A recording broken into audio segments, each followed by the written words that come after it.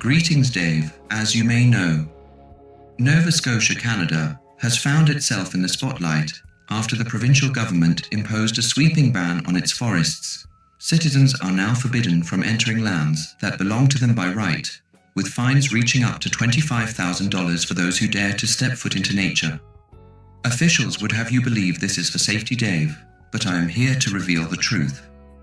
The real reason behind this unprecedented restriction is far more concerning. They plan to spray glyphosate throughout these forests. Glyphosate is no harmless tool. It is a chemical designed to erase life. When sprayed, it is absorbed through leaves and stems, shutting down the natural processes that allow plants to grow and survive. It moves through an organism system, dismantling it from within. In the end, Dave, what once was a thriving ecosystem becomes silence. And now, this is what they want to impose on Nova Scotia's wilderness. The ban is not about protection. It is about control. By removing your ability to access the land, they not only ensure secrecy, but also test the limits of your compliance. They cloak their actions in the language of caution, hoping citizens will bow their heads and accept this intrusion without resistance and judging by how these NPCs fell in line with the pandemic. I'm sure they'll all bend over and let the government put it straight up their ace. And make no mistake, Dave, this is a warning. If they can restrict something as fundamental as walking freely through the forest, they can take much more. You must stand against this erosion of rights. Knowledge must be shared. Power must be questioned. I remind you that silence is the greatest ally of control, and awareness is the beginning of resistance. Nova Scotia's forests belong to its people, not to officials who see them as expendable testing grounds. That is all, Dave. Daisy, Daisy, give me your answer too. I'm half crazy, all for the love of you.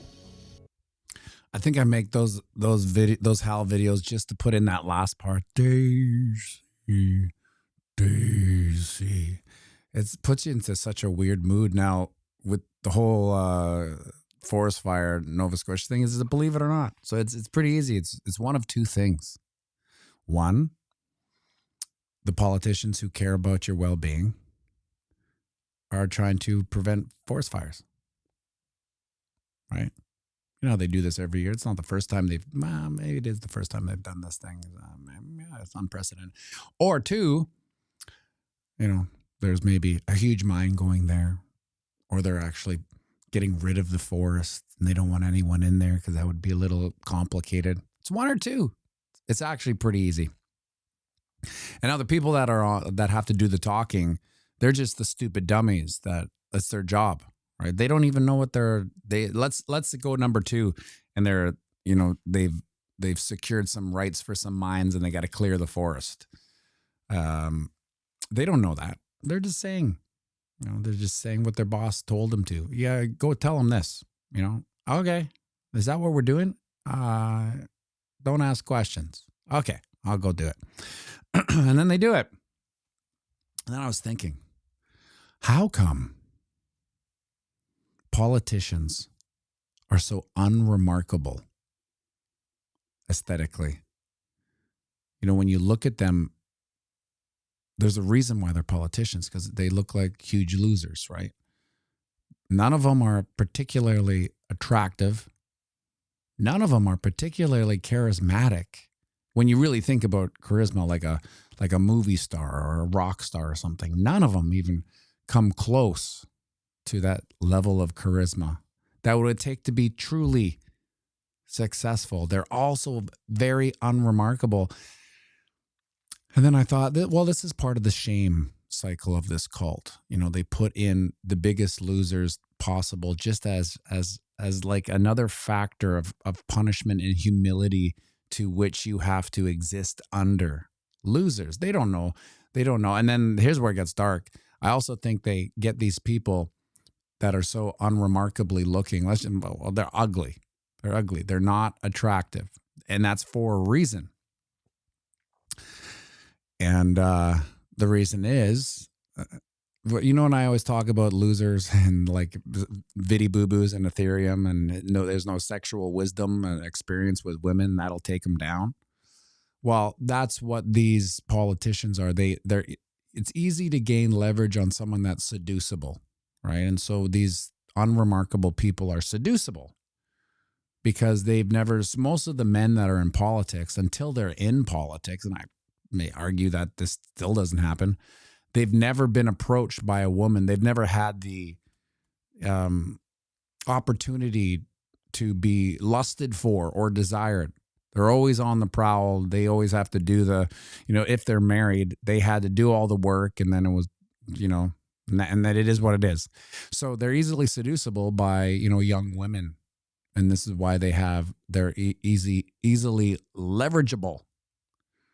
So when you're ugly and fat and no remarkable skill set whatsoever, maybe you passed the bar when in your 20s and you're a lawyer, but you know, you weren't successful, or you'd stay a lawyer.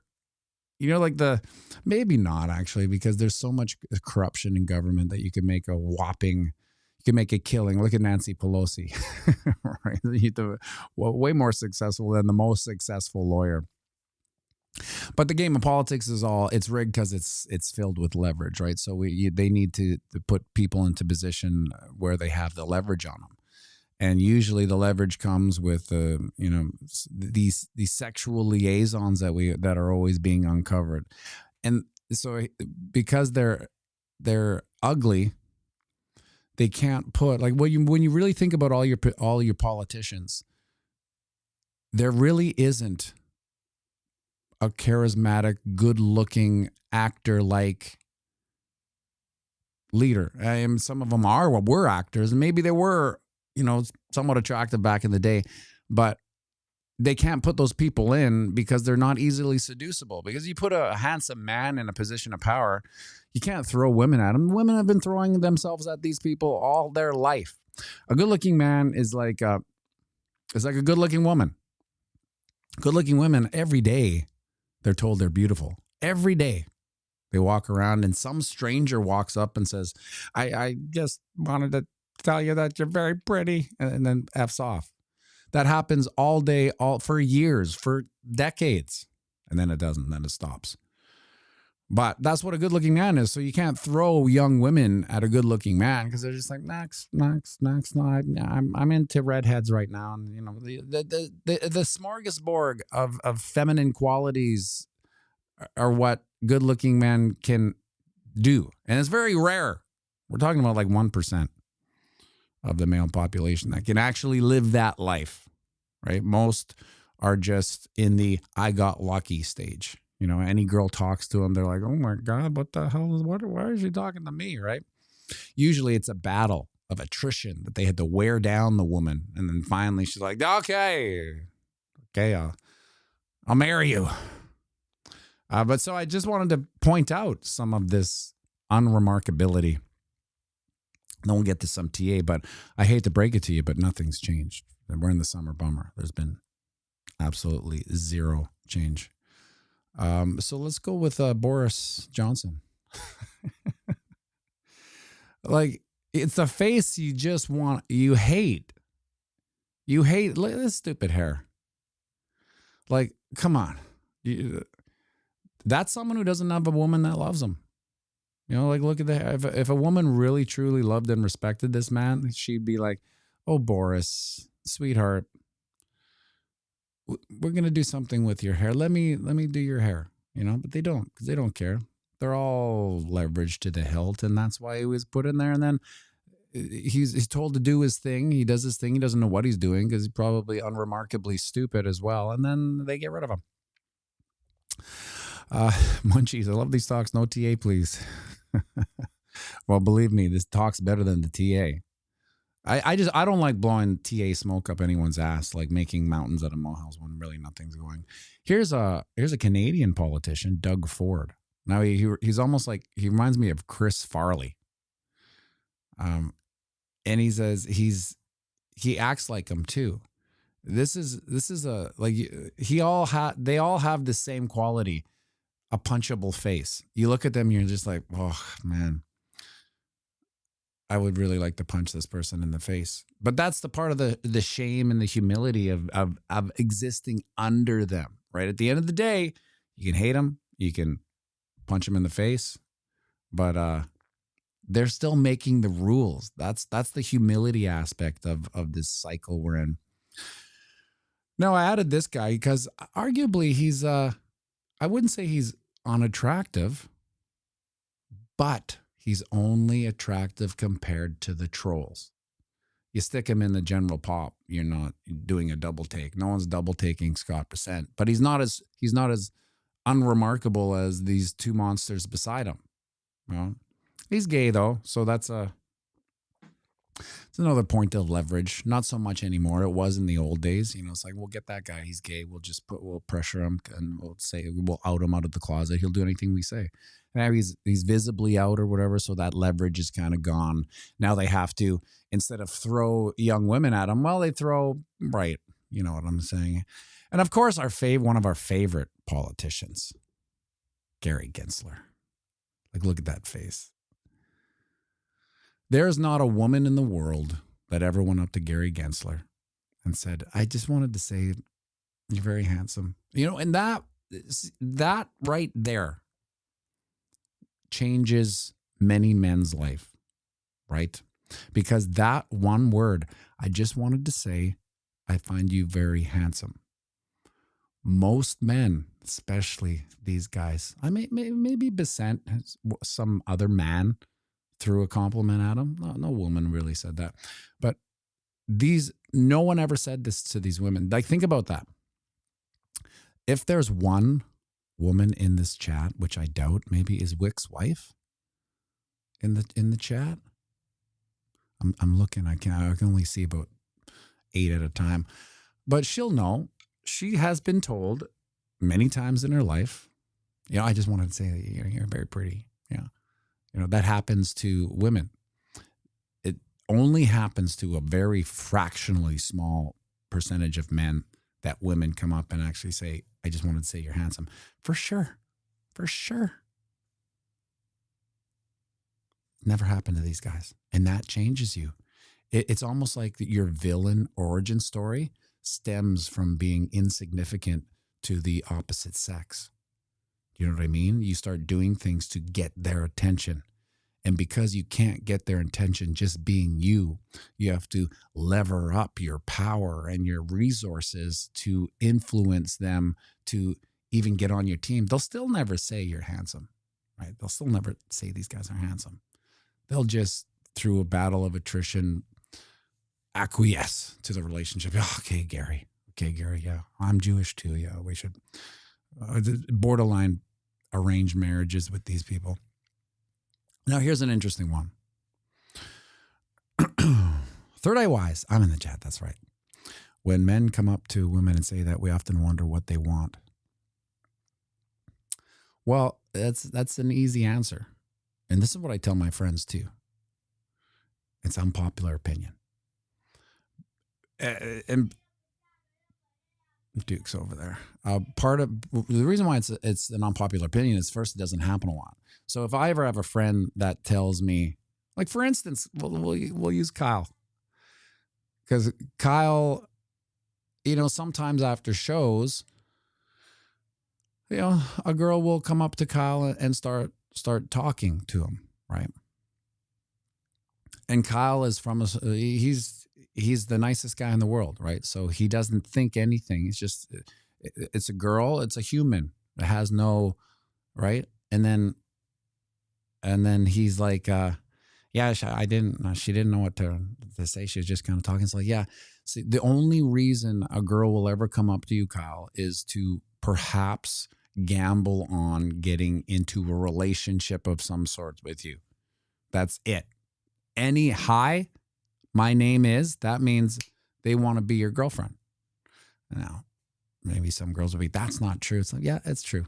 It's true. No girl. So believe it or not, it happens to me too.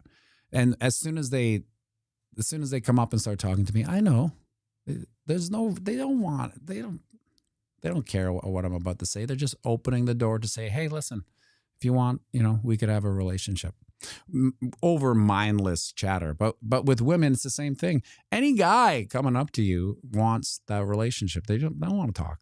They don't want to get to know you. They're just like, this is here. I'm putting it out on the table. This is what we should do. I'm coming up to you, approaching you, and maybe hopefully you reciprocate it.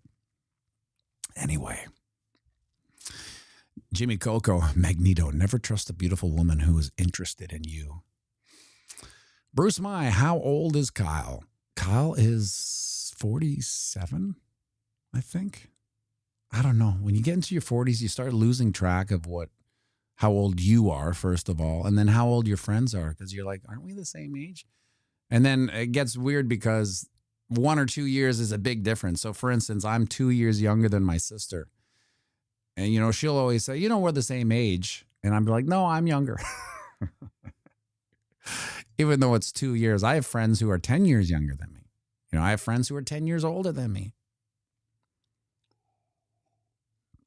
But that's a male thing. Males can be friends with I have old men who I chat with all the time.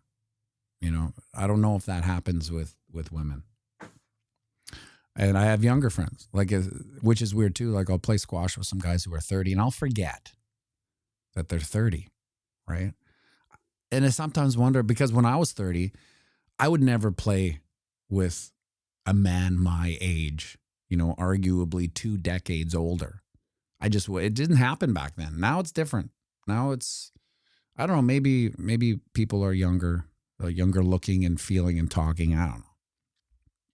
Let's keep going. Oh, yeah. The interesting one about this one is that some would say, and I've heard many times, that Vance is a handsome man. And I would go back to the Scott Bessent. He is handsome compared to the trolls. He's not handsome in a societal, undeniably way. You put him in a family picnic, and he just looks like Uncle Vance. Right now.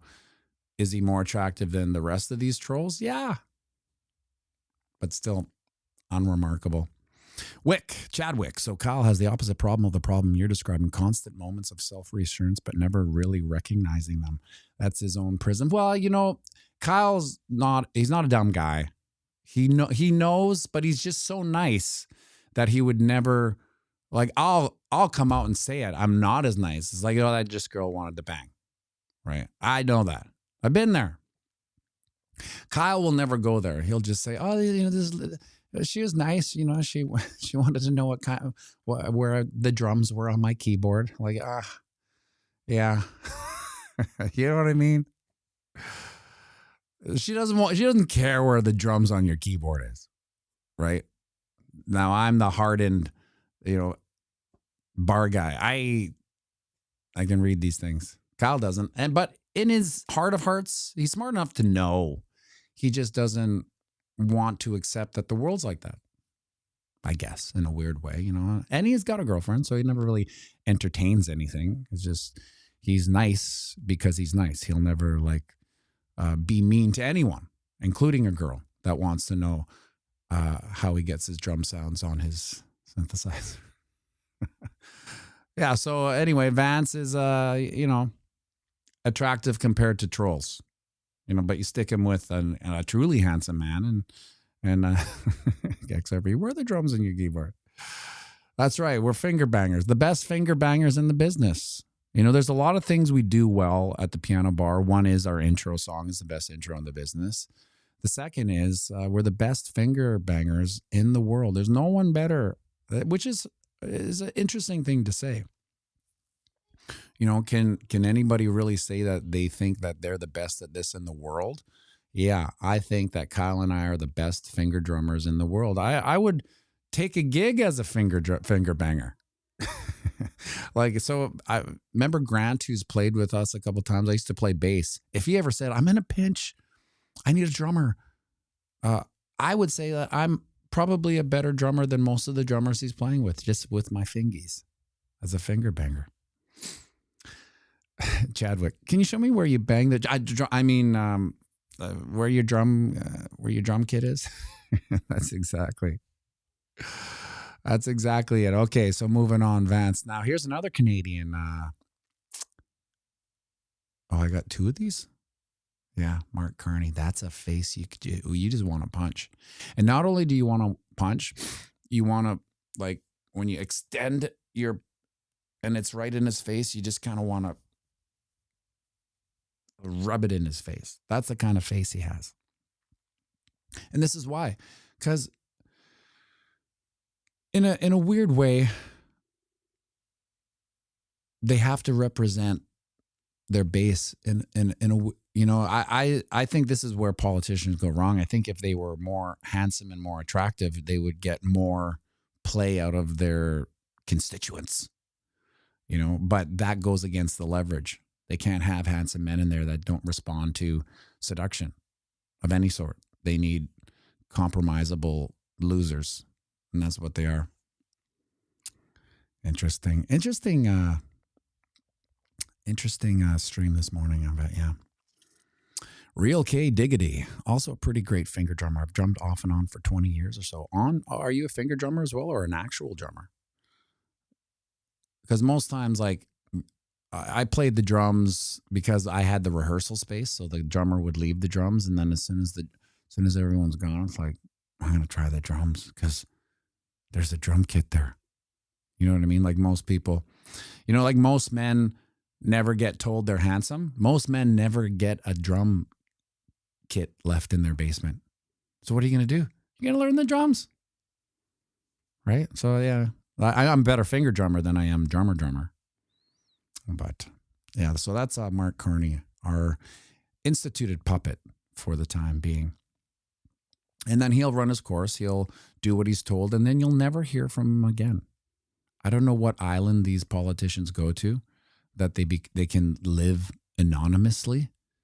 Like, I guess, so I always wonder, where do they go? Do they go out for dinner? Do they go to the movie theater, And then I realized, well, I don't do that. So wouldn't be crazy for them to never go out for dinner or to, order in, I suppose. But I would, like, we've seen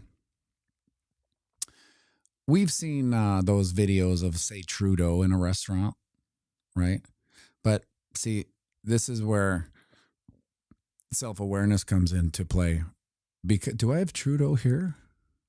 Yeah, I do. No, it's Mark Carney. So Trudeau was probably, arguably, maybe the most attractive psychopath in the loony bin. I purposely took this picture that made him look like kind of a simpy troll.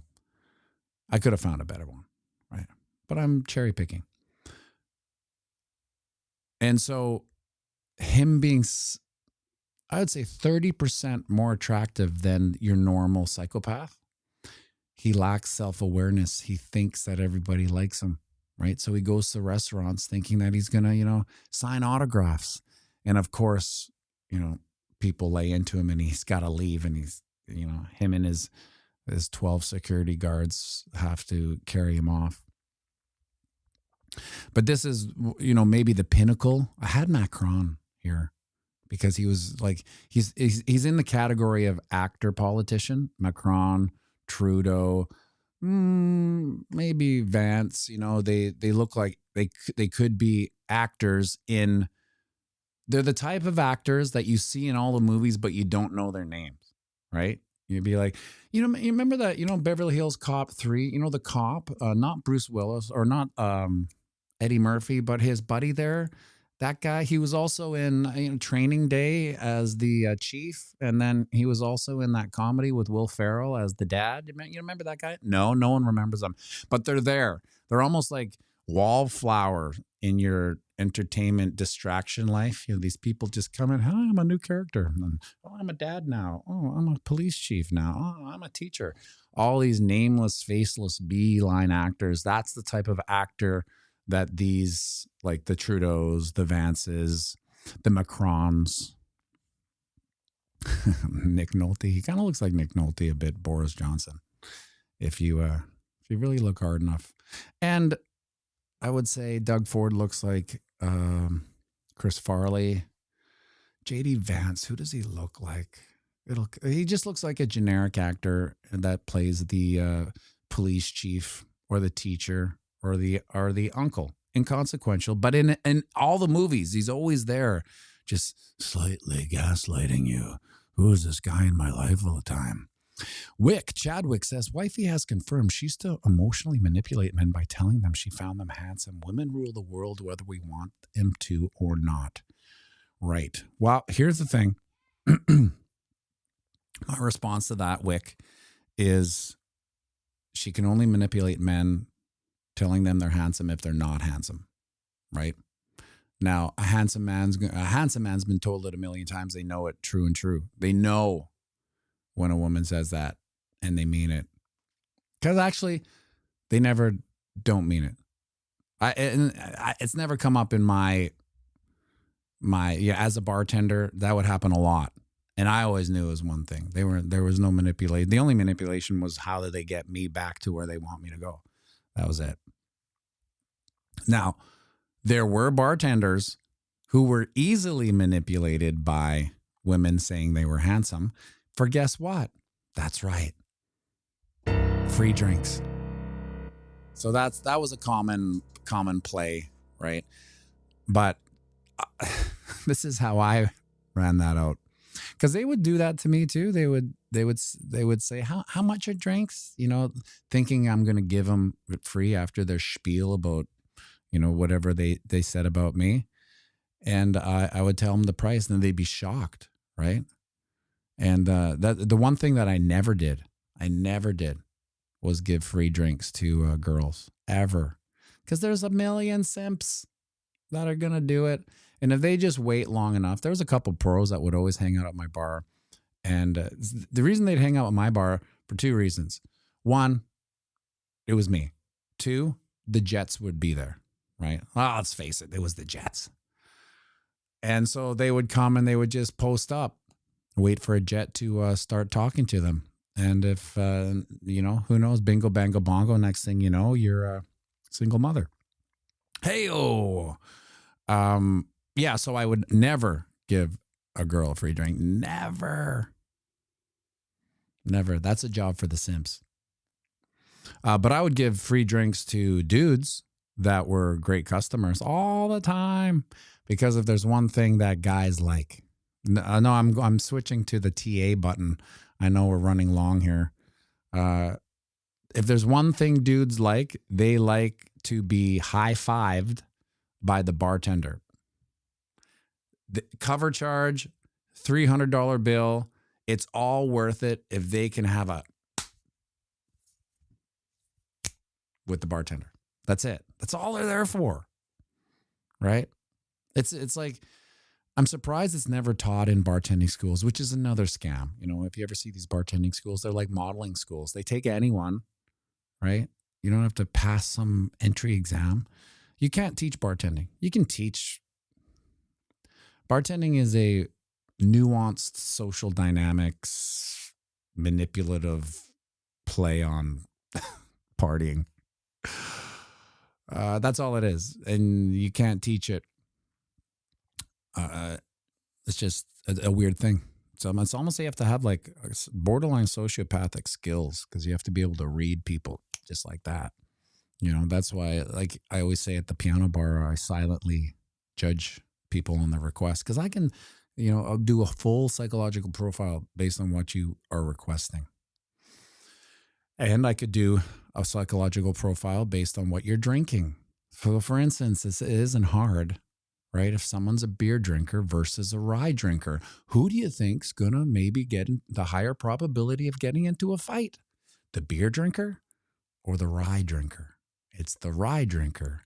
And then we're now in the personality type that does fight, right? So there's certain personality types that just aren't going to fight ever. They're just peacemakers. Hey, I don't want any problem. Or they don't have a punchable face, right? But those rye drinkers, they probably do have a punchable face. And at about 4, they're getting pretty ornery. You know, they want to start that fight, you know, with someone who's looking at them. Hey, what the hell are you looking at? Like, who, me? Nothing. Oh, I thought you were looking at, no, I'm not looking at you. Oh, then they keep on going. Jimmy Coco, The Wild Kingdom of Humanity. Yeah, it's weird. It's a lot of uncommon knowledge that, sometimes I wish I didn't know, because it affects, like, my cold read skills are just impeccable.